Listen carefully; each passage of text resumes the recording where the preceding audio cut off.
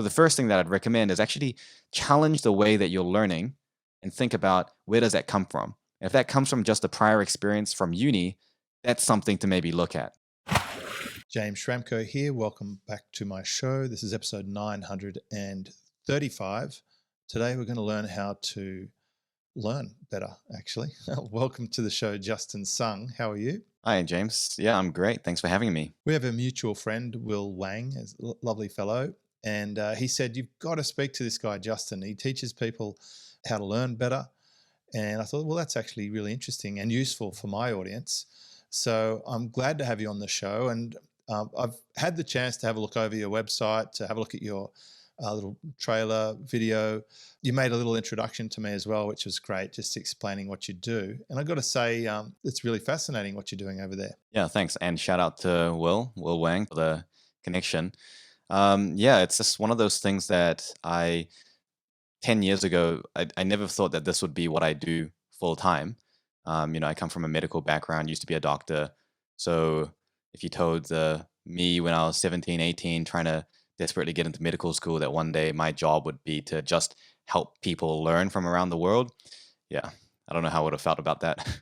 It is an interesting one because I don't often speak to people who have very strong academic roots and who have gone into things like being a doctor or dentist or surgeon or lawyer or whatever, who have gone so early across. I do have people who have sort of served out their career. I've got dentists, but he teaches dentists. I've got lawyers, and they're still practicing law, but also using the online stuff to augment what they do. How did you transition from being a medical doctor to essentially information service? I don't know whether you classify yourself as a software company or an education company, but it is quite a switch, and it's pretty early on too. So I guess it does seem quite early on, but for me, it was actually quite a gradual thing. So when I was going through medical school, started getting in the education space from essentially the moment I got into uni. So I was actually already kind of teaching and in the education industry for around 6, 7 years before I actually made the switch to go full time. So I was going through medical school, but I'd set up my business and I've been running that concurrently. So it was actually quite a gradual transition. And I did actually start by just teaching other people that wanted to get into medical school. And I started down with just teaching content knowledge. And then I did that a lot, very extensively.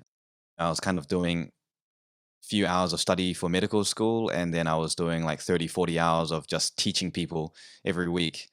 And then I realized that it's not really making a big difference. Like, yes, I can help someone understand a concept, I can help someone think about a topic, but the issue is that they weren't able to do that themselves. And then they have an issue with another part of the concept. And the people that need lots of help, they continue to be the ones that need lots of help. And it was quite rare for someone who didn't know how to think about it to actually get to the point where they were at the same level as other people that, you might think naturally had more of an affinity for that subject. And that's when I started looking a lot more into, well, can we sort of just teach the learning skills directly? Is it possible to do that and just skip the whole content part and get them to the point where they don't even need external help to learn the content? And that was around sort of 2013, 2014. I started dabbling in that. And eventually I just realized content training was completely just a waste of time. I was getting way more consistent, better results with just teaching the actual skills. And so that's why I quadrupled down on. And yeah, and at a certain point, I figured, well, actually, I get a lot more fulfillment out of doing this than I was in my clinical job as a doctor. And then I just made the switch. Yeah. Okay. So you're essentially teaching people a better software system for their brain. Yeah, essentially, yeah. I think the important thing is that it's not an update. It's not a iteration. It's not a version 2.0. It's the version, 1.0 of a completely new operating system. Right. So it's like ditching basic and then installing OS. Yeah, exactly. So it's a complete swap. So we'll get into some of the things you've learned during your research, because I think that's what fascinates me, and I really think will help a lot of people here, because a lot of people consuming this podcast have courses, and I would say virtually everybody listening to this buys courses. They buy books. They do training, and it would be really great if they could get better outcomes from that. So I'd like to get some insights into what that operating system looks like. But just as a quick overview, so far I understand you've trained about 4,500 people internationally. You have a website called icanstudy.com where you're teaching this new way of thinking. I liked that your system requires about 20 minutes a day. These are the sort of things that appeal to me, thinking I could actually go through this, because if you can learn this new operating system and then apply it to the next course you buy or the next book you read or whatever, maybe you're going to get a lot more out of it for a lot less effort. So it's the sort of life skill that I imagine has compound effects over the rest of your life. But I also liked how you went and did a lot of research. One thing that you have that's missing from just about every single information product I've ever looked at is underneath your trailer video is a list of references, which is obviously what academics do. Because I know you've actually published a few research papers of your own, or medical papers, or some kind of papers. So you've listed all these sources. So it made me feel like you actually know what you're talking about. Yeah, well, one of the pet peeves that I have is that people often say, "Oh, this is an evidence-based tech." Evidence-based has become this kind of buzzword, and they say, "Oh, here's a paper that shows it." It's like that's just not how real science works. You can ask anyone that is a real researcher, and they'll tell you that to form an opinion about a single concept, you need to go through hundreds, if not thousands, of papers. And I don't know how many people listening to this will be heavily involved in the real research space, but you talk to any real scientist, and they'll tell you that to get the label of evidence based, there's a high threshold that needs to be met. I think in the last 2 years, I've discovered that most of my social media feed are part-time researchers. They have very strong opinions on all sorts of things, from medical to politics, based since the pandemic came, and so it's Yep. fascinating. Yep. But it's why And when you actually find a real researcher, it's really interesting to see the difference. yeah, because there's nuance, and that nuance can't be appreciated, through just kind of skimming through a couple articles that are free to access on.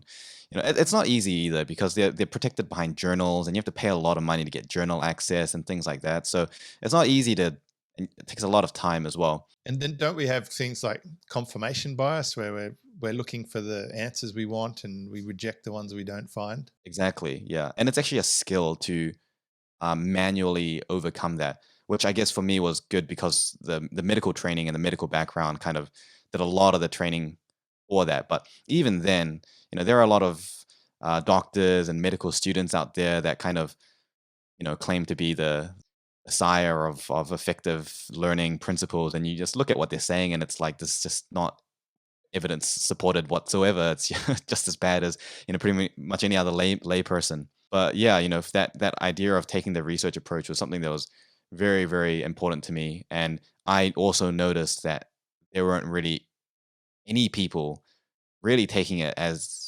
seriously. I think the difference was that for me, when I was going through it to begin with, I was learning it for myself and for my students first of all. So what mattered was the outcome. Like I needed the outcome. That was not a compromise at all. I wasn't trying to sell it. I wasn't trying to market it. I didn't care about that whatsoever. I just wanted results.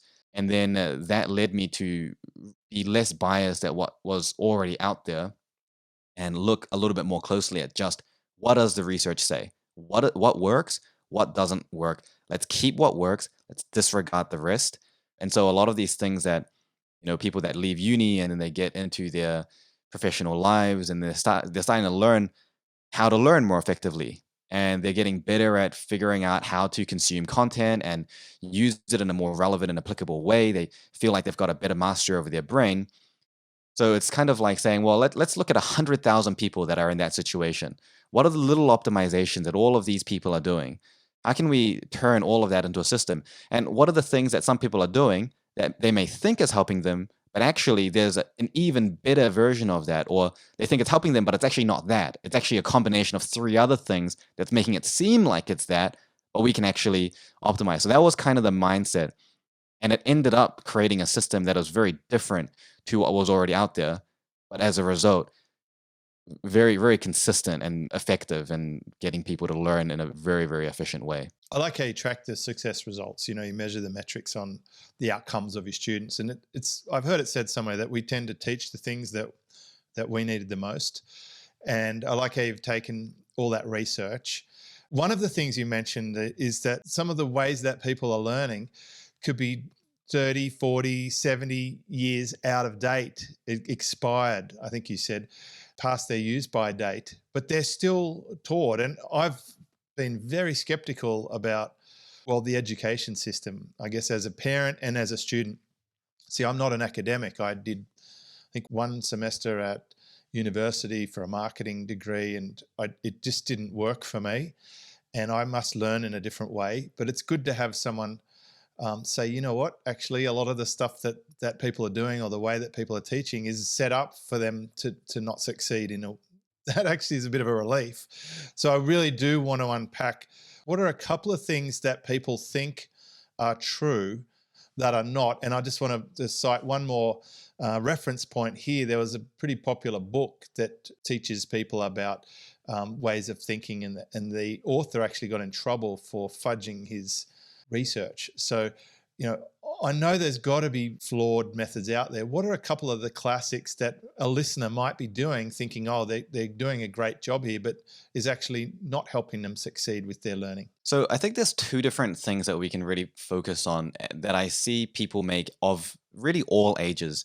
The first idea is that we often have certain conceptions about how learning needs to happen in different contexts that are based on just our prior experience that aren't necessarily accurate.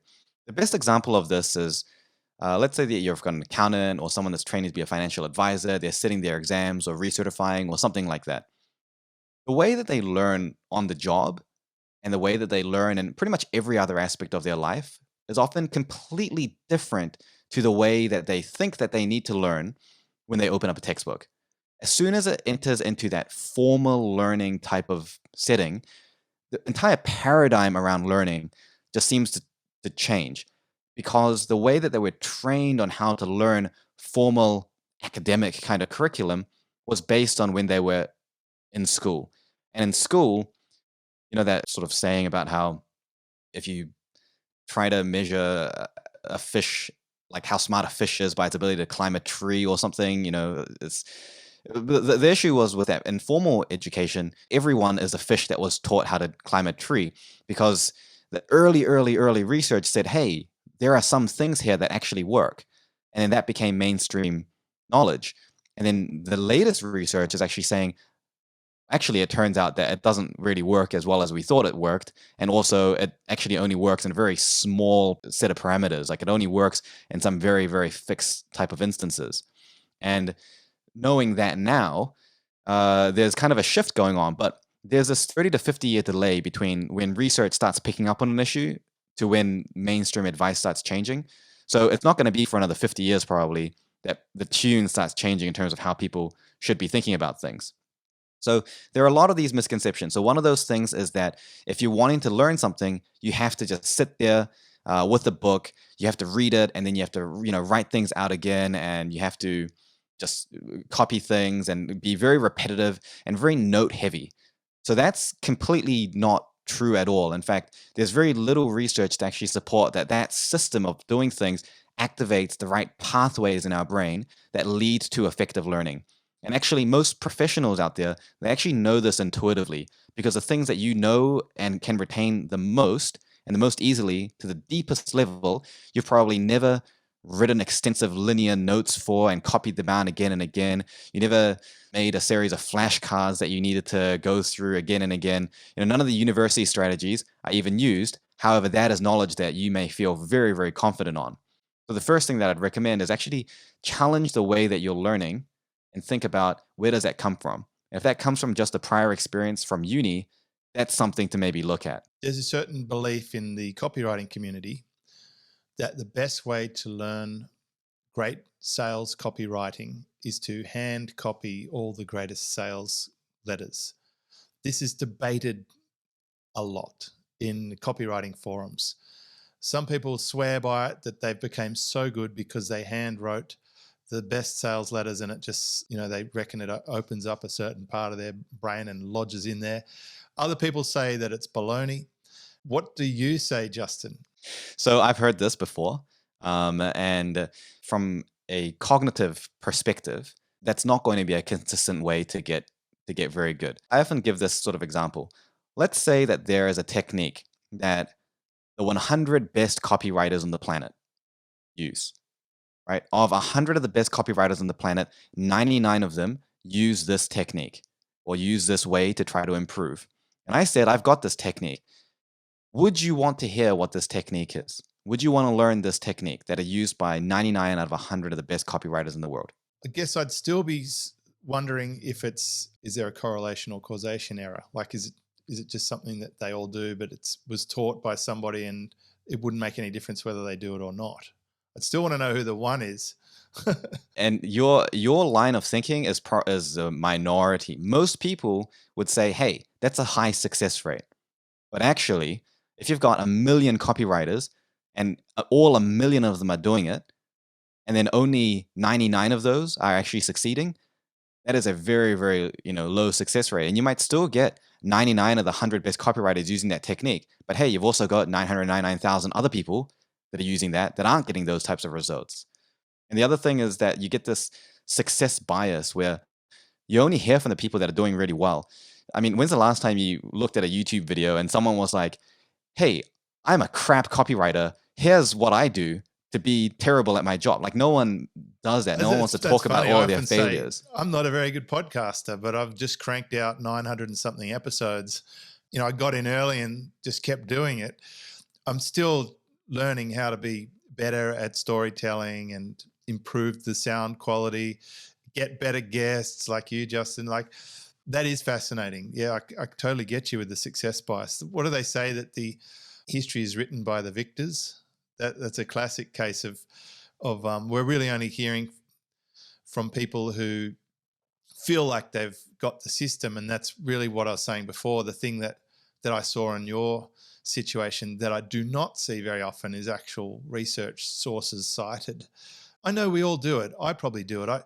I may not fully understand what has led to my successes, and I can look for patterns and find things that I think are quite repeatable across my students. And it's the best I've got to work with, but I'm still hungry to learn. I'm still interested in finding out from you, what can we do to learn better? How can we make better courses and education for our own clients?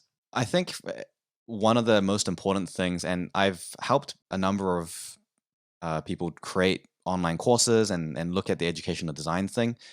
I think a defining feature of a successful course or educational platform is that the number one purpose should not be for sales. And I know that from a business point of view, the purpose of it is for sales. I mean, most people are not going to sweat and bleed to create a course that they just for just the sake of helping other people. We want to have some kind of reward for it. But the number one outcome needs to be on creating really, truly effective learning and evaluating every single component of the design to see, does it allow you to achieve effective learning? And that's not an easy thing to understand, because you may look at a component and not know whether it produces effective learning or not. And that does require some specialized knowledge. But there are a few things that we should first do. Is number one is really challenge and be very critical about the decisions that we make when we're creating a course or making a decision on like a learning management platform or something. Think about what the flow is that we want the user to go through. What are the general feelings that we want them to have? What is the progression and the foundation that we want to build? And what is going to be the best way to deliver that? When I create a course, it might take me, let's say, 1,000 hours from start to finish. At least 600 of those hours are spent without creating any actual content. I'm just thinking, I'm just going through different scenarios. I'm looking for things assumptions that I've made. What have I included in a certain order because I think that's the best way to do it? How do I know? How can I be sure? Am I willing to bet $600,000 on the fact that that is the best order to do it in? Because that could be the opportunity cost of producing something that's suboptimum. When I was first going through to teach someone about how to learn, which is a super complex topic, I made a lot of mistakes. My success rate for people getting through my course and learning the system was probably less than 1%. Almost every single person that went through the course was not able to learn it correctly. And trust me, when I first built it, I thought it would work. I thought it was going to be the thing that just cracks it open. And for the 3 years after that, Like the system itself almost didn't change at all. But I was just completely focused on what is the user psychology at every single moment of going through this, learning experience, and what are the areas that they're tripping up on, and trying to figure out as early as possible where they're tripping up on something. Because if you leave it too late, it's really hard to look back at 100 different touch points and figure out which combination of two or three created a deviation from the desired outcome. You have to really be tracking every user, on a very close basis to figure out at what point do you see the earliest sign that something is going wrong, and then iterating on that very, very rapidly.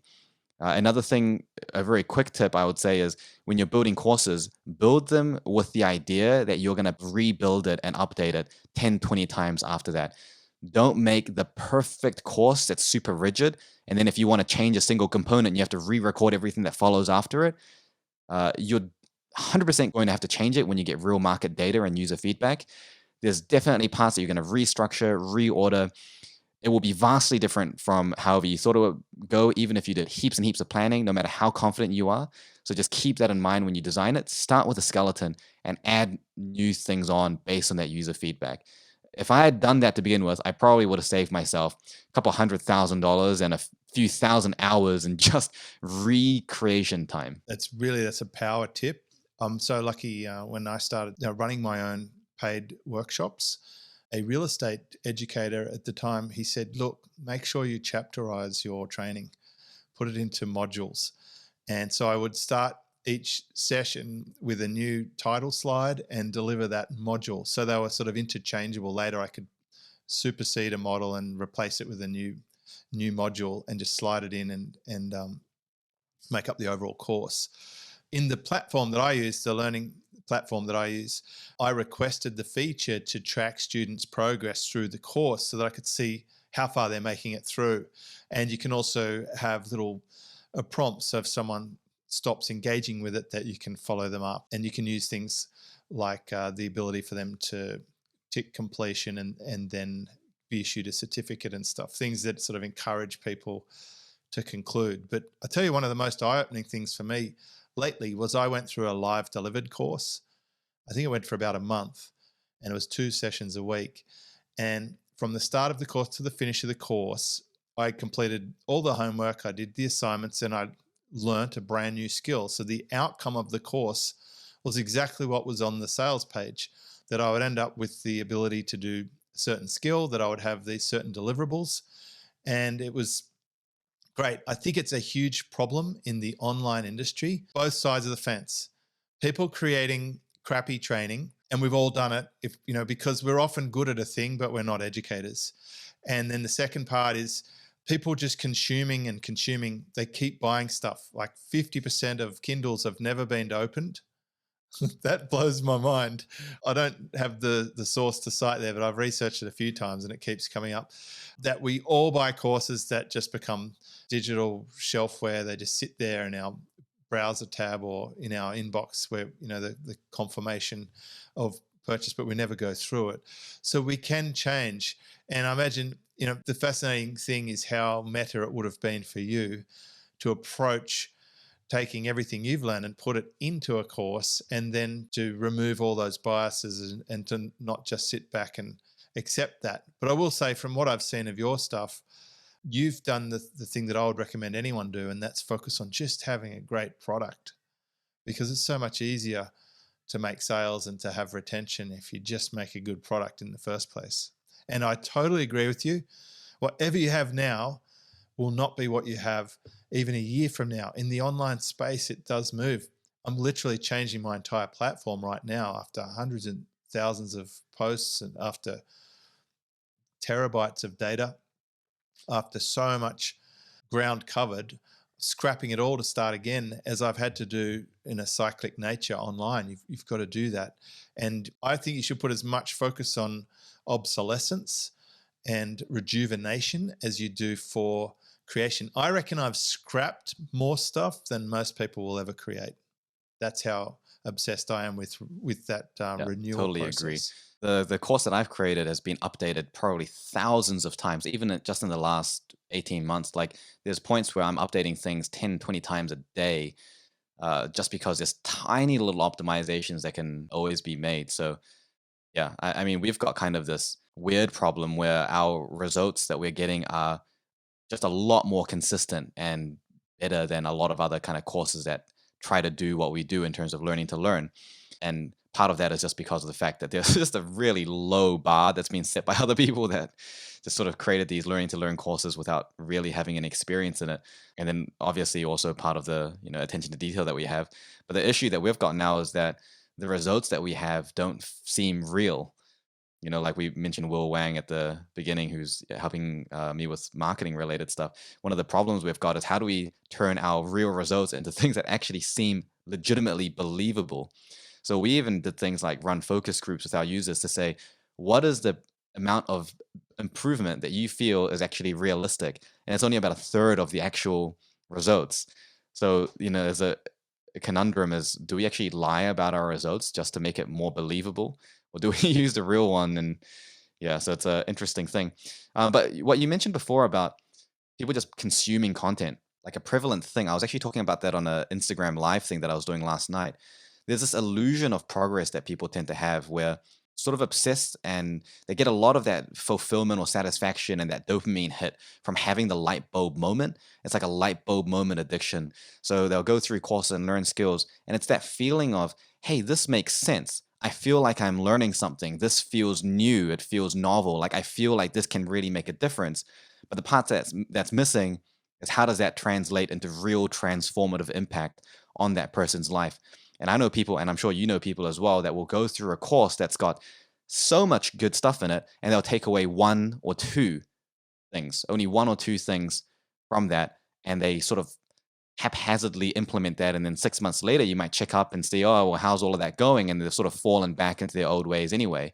And they've just moved on to the next course because there's the feeling of progress, but it's actually just the illusion of progress. There hasn't been any real transformative change that's occurred, which would probably make another tip that I'd say for any course creators is have a lot of practice and a lot of that qualitative feedback and a lot of immersion.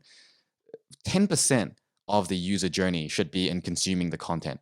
90% of it needs to be out in the real world, actually applying what you have taught them. And if that balance is not there, then you're not going to have real outcomes. Yes, you may have marketable statistics that you can use to push a sale. If that's the primary objective, then that's all you need. But if the objective is to create real learning outcomes that last long term, there has to be a overwhelming component of real practice and real feedback so that when they leave your course, they are set. They do not need to go back to it again. They don't need the new next course. So Well, that's it's a definitely. tricky one as a business owner. There are people in our industry who have sold the new next thing every single year for the last decade, and they charge for it as well. And there's actually quite a lot of pushback, and probably rightly so. I've seen the post. They're like, "Hang on a minute, I paid you $5,000 for a lifetime membership in this particular training, which you said was the best of the best, and now 1 year later you're telling me that that's all obsolete and that I have to do this new thing and I have to pay again for this, even though I had a lifetime membership." It creates bad will. I see there's too much evil marketer and not enough good educator in that. What you're explaining actually regarding the people getting that little hit of feeling like they're making achievement, I think some people actually do that whole process through the sales page. They read a sales page, it perfectly describes the problem they're having. It seduces them with the exact solution that they would love to have. And as soon as they hit the order button, they get that adrenaline hit of Right. problem solved. And often they just Yeah. forget about it from that point on. And I think what I'm taking away from what you're saying is, as an educator, we should make sure that the very early stages of our program create a win for a client that gets them excited for the next win. And as we're talking about this, it sort of reminds me about, maybe I've been accidentally lucky, but by having a community since 2009, I was very early to realize that the power is not in just the content. If I can balance that with coaching and community, that's the power in it. And because I'm able to interact with my clients in the private forum, and because I run training every single month. We have the live Q&A, and we have usually a single topic training, of which guys like Will Wang and Ken Huang have come and delivered training. That gives people the platform to be able to ask questions around the content, to get context around the content. How does it apply to their situation? What's changed from what we were teaching before in the market? Those sort of things. And that's when you end up with the 1,000 changes. It's not just happening in the core content, it's happening around the content. And that's what was so powerful about the live training I went through recently, is the experience of that, the connection of the group, the ability to get coaching, not just the content, but I'd say the content really was only 10% of it.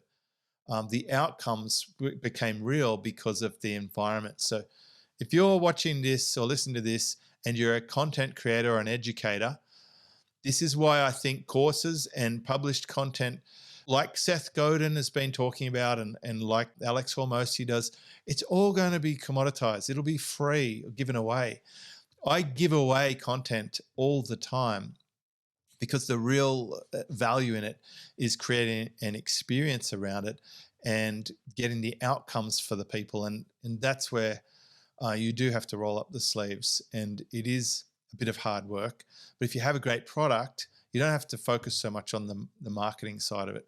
If you've got a product that people look at and think, I want that. And by the way, I liked your outcomes. I thought they were believable because you've got all the legitimizing factors. Look at those certificates on your back wall there. You're a medical doctor. You've got research citations. So I do believe that what you're saying is true versus some of the marketers who change topics like once every 3 months. Well, 1 minute they're doing masterminds, the next minute they're doing NFTs, the next minute they're in crypto, the next minute they're doing the shop, Amazon store. Like, seriously, guys, you've got to slow down and stick to something and master it. One thing that I just want to say about that, actually, from not from the learning point of view, but from the sort of business side of things, that I've really had to figure out and I struggled with, was that, especially if you're kind of in an early stage step, you often don't have access to like world class marketing expertise and a team of people that can really sound you're figuring a lot of stuff out yourself. You're reading books like Seth Godin's This Is Marketing. You're trying to get an understanding of how to do content and things like that, and there are a lot of conflicting messages around how things should be done. So I can definitely see that people would fall into the trap, and I did as well, in using what would be considered, I guess, sort of the conventional marketing strategies to try to push something across and get work people down the funnel and things like that. And it might work. Yes, it could work, but I think it's really important, and this is something I had to work, realize through the a lot of money I wasted on ads, well, spent on learning, I guess, through mistakes, is that you have to be really in touch with what your audience really, really wants, and what types of things are going to push different buttons for them. And for me, I'm in a very skeptical market. There's so many learning to learn scams that are out there, legitimate scams. And there's so many people that overpromise and massively underdeliver. So there's almost this industry of bad will that's already been set. So the skepticism that people have for, I guess, a product or a service like mine is very, very high. So I realize that if I do anything that feels like just conventional marketing, I get a lot of backlash from it. So for me, I really focus on building that trust and building the legitimacy, trying to have conversations with people where they can have critical thoughts and questions that I have the opportunity to answer and sort of alleviate and address those. And that's not necessarily conventional marketing kind of wisdom, but I think if we go down to the principles, it's, you really want to know your market. You really want to know them. You want to see into their minds and really think about them as like another individual that you're working with, rather than kind of this magical concept of marketing where you somehow follow this template and, the leads will just trickle in by the hour, which I think is rarely the case. I wish I was in an industry where that was the case, but I don't think that's usually works out that well for most people, especially in the early stages. We all come into this industry with the dream, the leverage, the pina coladas by the pool. I can tell you it's a little bit of blood, sweat and tears and crawling over broken glass and eating beans before you get there. But what you're talking about resonates with me because in my world, I am seeing people use outdated techniques or things that are just not going to work. The days of putting up an auto webinar and just paying for some Facebook ads and it automatically being delivered and people loving your product and it growing automatically, that's not happening easily. It can happen, but it's very rare. The people who are pioneering that method, like Rich Sheffran with his evergreen webinars, that was happening back in like 2008, 2009. Like we're talking, it's easily a decade old, that stuff. But people are still teaching it today as if it's the brand new technique. So I love what you're saying there. I think they're teaching it as the tried and true. It's this is the thing that works, but In the online space, like that's just eons. It's out of date. And look, you've done what I recommend people do. You've just gone and accessed people who have their finger on the pulse and you've sped up the result. If I was selling your product, then the simple way to do it would be to get people a result in advance, just like my friend Dean Jackson talks about. You could have them learn a technique and then apply it in real time and see that they've automatically already learnt something, and that's just layers and layers of proof. And then I'd be putting lots of stories of the success students, because you have got so many successful students. You could even do an entire podcast or show around case studies of transformations, and the proof in that would overcome any hype concerns regarding your amazing results. I'm interested, if I'm going to enroll in a course, let's say this afternoon I buy a course, see a digital marketer selling me a course on how to be a TikToker or something, right? It's something that's new to me. And I hit the purchase button. What could I do as a student to maximize my success? first of all, go into it with the mindset that you will have to obviously put in the work, as we talked about. It's Damn. not, the problem didn't solve when the credit card was Yep. charged. So that's the fundamental prerequisite. Yes. Get into things and trial them out early. Really, really get heavy with the experimentation. Often I see people really waiting a long time to try to wrap their head around it and see exactly how to do it the best way to minimize the chance of error. And I can understand that. But the issue is that there are so many ways to do something wrong and only a few ways to do it right. And you can spend a decade just thinking about all the ways you're going to do it wrong. But by the time you go to execute, you're now worried about avoiding so many things. Number one, you can't even do it right. And number two, you're probably going to make just a different set of mistakes anyway. So it's better to just figure out what are the 4 to 5 mistakes I'm going to end up making out of that list of 7,000 possible mistakes, and figure that out early. Day 3, day 4 into a course, you should already know what are the mistakes that you are most likely to make based on experience, not theory. That's probably the biggest one. So it's basically, if I'm going to commit to a course, I should commit to the resource required to consume it and attack it. Like put it in the like I actually have this rule. I won't buy a course unless I'm prepared to be at my computer, log in and rip through the course. Otherwise I'm just going to buy it and it will sit there for one day down the track. So put inside the resource to attack it. Yeah, rip through and experimenting like crazy. The mindset I'd say is don't expect to succeed the first time. Expect to succeed on the 20th and expect to fail on the first 20. Like legitimately go into it not looking for success, but just trying to find what is the way in which I'm about to fail this next attempt. That's good advice. My instructor actually gave me that feedback from the course that I did. We were required during the course to provide 4 pieces of homework, and I submitted 8. Each time there was homework, I did double the homework so I could maximize my exposure to feedback and learn faster. And I made a lot of progress in just 1 month from a standing start. And he said that he was inspired by my willingness to test and push things. I think he said push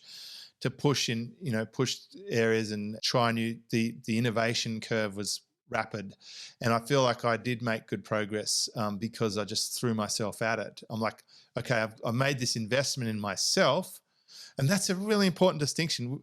When we buy a course, we're not donating to the course provider, right? If I buy access to your membership, Justin, it's not because I want you to go and buy a new mansion or whatever. It's because I'm selfishly wanting to be better off, right? That's the bottom line. And and so I'm like, I want to get the best value for myself out of this investment. And that's actually a mutually aligned interest. As a course creator, my objective is to make sure that every one of my students is a massive success, because there's nothing better for my reputation than an entire generation of massively successful previous students and clients. You could end up on a podcast talking about it if you did enough good work. Play your cards right.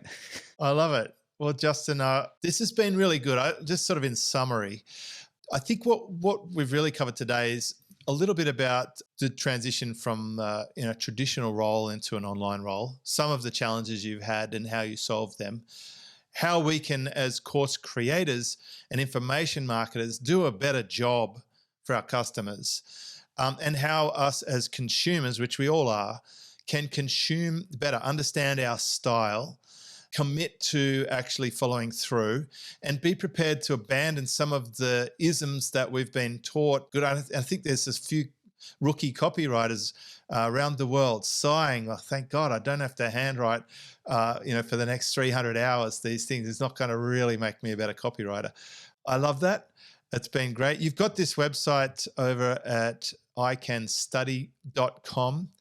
I'm actually interested in going through that because I'm looking for another thing to learn now, and I'm constantly improving. I want to learn it so that I can be a better creator, but I also am a lifetime learner. I've read a lot of books. I've done a lot of courses. It's the only reason I was able to quit my job back in 2008 is because I took on the responsibility to educate myself and to be in that rare atmosphere of understanding how things work, and to be able to transfer that knowledge to others, and to get, of course, the value creation of that. People will pay for that. This is really helpful for me personally. This is episode 935. I want to thank you, Justin, for putting aside a few minutes to educate us about this whole new world. And I'm really excited for what you're doing. You've really, in the general scheme of things, you've only been in it for a short time. And it's obvious to me why you're getting the success you are. So well done. Thank you. Yeah, and I appreciate you having me on here. I know the website is I Can Study, but we have thousands of professionals, not students, in the conventional sense, that are on it. So don't let the name fool you. It's applicable for really any type of learning. You said you have students who are 8 through to 70s. Yeah. So our youngest student is 8. That's probably a little young. We normally recommend around 14 plus, but there's no age limit on this. Yeah. So our oldest student is, I think, probably just turning 75 or something like that. Love it. I don't know if you've got any specials for our listeners or whatever. Yeah. So for anyone that's fortunate enough to listen to this episode, we've got a special offer available. So you can use on our checkout page the coupon code Schramko, which is obviously James's last name. It's CHRAMKO, Schramko. And you'll get a $15 off your initial sign up.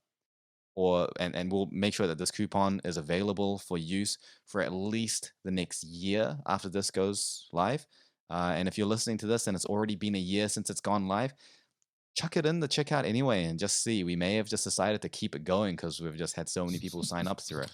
And I think, honestly, people that are willing to listen to a podcast about this topic, that are proactive enough to do that and take it seriously, that is the ideal type of person that we love working with. They're so malleable and they usually grow really, really quickly. Love it. Thank you so much, Justin. I'm not an affiliate or anything. It's great that you could provide some value for my audience. And I hope we can track your success in the future and get you back on the show. Thanks, James. Would love to be back. This is James Schramko.